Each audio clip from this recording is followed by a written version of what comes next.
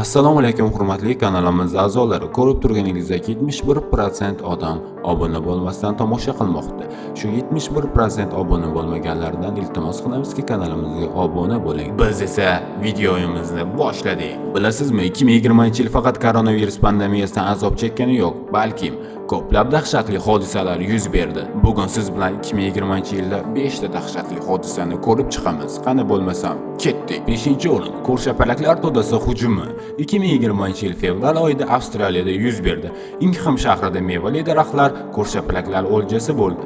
Ha, albatta, bu hujum bir qarashda kulgili tuyulishi mumkin. Aslida juda ham qo'rqinchli edi.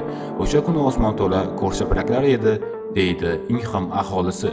4-o'rin Ukrainaning Boeing samolyotining qulashi yuz berdi. Yilning boshi 8-yanvar o'tar kechasi 21-asrning eng katta fojialaridan biri bo'lib o'tdi. Tigerdan Kiyevga uchgan Ukrainaning layneri uchib chiqqandi. Bir necha daqiqa o'tgandan so'ng qulab tushdi. Bortda 168 ta yo'lovchi bor edi. Afsuski, butun ekipaj vafot etdi. Bir necha kundan so'ng Eron harbiylari laynerni amerikalik layneri deb taxmin qilib urib tushirishganini tan oldi. Albatta, achinarli, oddiy taxmin butun ekipaj o'limi sababchisi bo'ldi. 3-o'rin dunyo 3-jahon urushi yoqasida edi. Umuman olganda koronavirus voqeasidan so'ng ko'plab odamlar dunyo 3-jahon urushi yoqasidaligini bilishmasdi.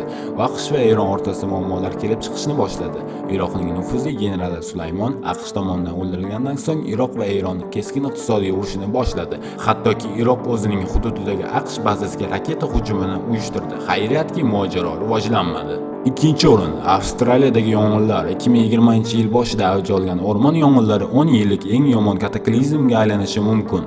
Yong'in 2019-yilning noyabr oyida boshlandi va yanvar oyida tutun Argentina va Chiliga yetib keldi. Qit'ada 6 milliondan ortiq gektarlar olovli hujum o'ljasiga aylandi. 28 dan ortiq odam yong'in sababli vafot etdi va 2,5 mingdan ortiq bino vayron bo'ldi. Albatta, bunchalik dahshatli raqamlar yo'q edi, deydi Sidney universitetining professori Chris Dickman. Va nihoyat 1-o'rin koronavirus hozirgi kunga kelib juda ham rivojlandi va deyarli butun dunyoda ushbu virusdan azob chekayotganlarning soni tobora ko'payib bormoqda.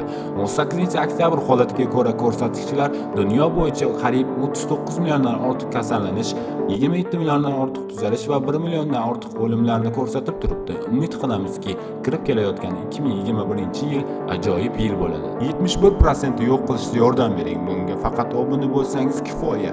Ha, aytgancha like bosishni unutmang.